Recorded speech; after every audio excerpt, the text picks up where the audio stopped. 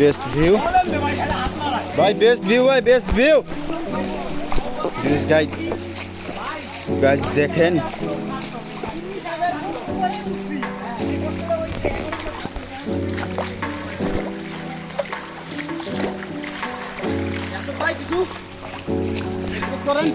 ভাই best view ভাই, সার্থক, আসলে সার্থক। এত কষ্ট, সেই কষ্ট করে উঠছি, আবার যে খারাপ নামছি, এইগুলা দেখে সার্থক ভাই। সার্থক মানে একটা বেস্ট ভিউ দেখাবো এখন একটা বেস্ট ভিউ দেখাবো, একটা বেস্ট ভিউ।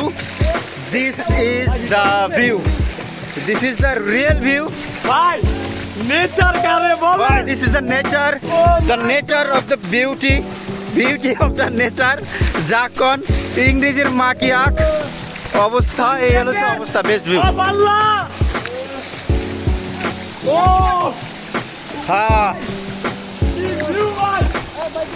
জীবন সার্থক ভাই, জীবন সার্থক। বলেন, আবার বলেন, সার্থক বলেন, আবার বলেন। পুরা সার্থক ভাই, ট্রিপ সার্থক ভাই, ভিউ সার্থক। ঘুমাই নাই 2 দিন ভাই, 4 রাত না ঘুমায়া, 2 দিন না ঘুমায়া, 4 রাত না ঘুমায় আসছি ভাই। 3000 শেষ, 3000 ফিট উপরে ভাই, আমি উঠতে এখন এখানে আইছি। আবার নাম কি দেখার জন্য আসছেন?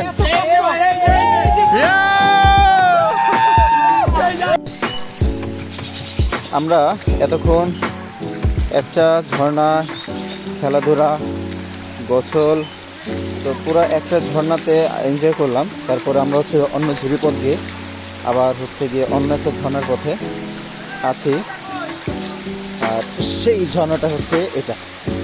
এই ঝর্ণাটাও সুন্দর, এই ঝর্ণাটা দেখতে খুব বেশি অ্যাট্রাকটিভ লাগে, খুবই সুন্দর একটা ঝর্ণা এটা। এখান থেকে তোমার এটা ঝর্ণা না, এটা বৃষ্টির পানি পড়তেছে, বৃষ্টির পানি পড়তেছে। বাবা, যথেষ্ট সুন্দর। আলহামদুলিল্লাহ অনেক এনজয় হইল। এখন আমরা চলে যাচ্ছি আমরা যেখানে উঠেছিলাম সেখানে আমরা চলে যাচ্ছি। এই ঝিরিপথগুলোর মাঝখানে কিছু চোরা গর্ত আছে, লাঠি দিয়ে কিন্তু গর্তগুলা আগে থেকে অনুমান করা লাগে, না হলে পা মচকে যাওয়া কিংবা ভেঙে যাওয়ার একটা সম্ভাবনা থাকে প্রবল। খুবই সাবধান এখান দিয়ে পা ফেলতে হয়। বাবা, এই যে যেখানে অনেক গর্ত, পাড়া দেওয়া যাবে না।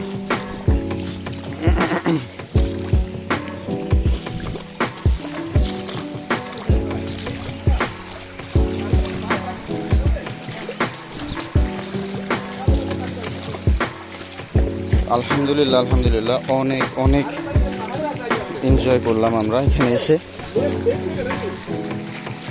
সব কিছুর জন্য আল্লাহর কাছে শুকরিয়া আলহামদুলিল্লাহ।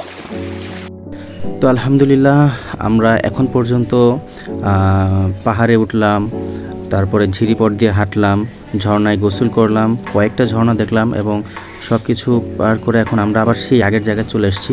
এখানে আমরা কিছুক্ষণ রেস্ট নিয়ে এখন আমরা চলে যাব আমাদের পরবর্তী ঘোরার জায়গায়।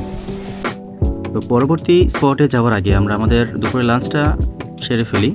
আর তারপরে হচ্ছে কি আমরা এরকম আঁকা পাকা, তারপরে ভাঙাচোরা রাস্তা দিয়ে আমরা হচ্ছে গিয়ে সামনে আগাতে থাকি এবং চারদিকের এই সৌন্দর্য উপভোগ করতে থাকি।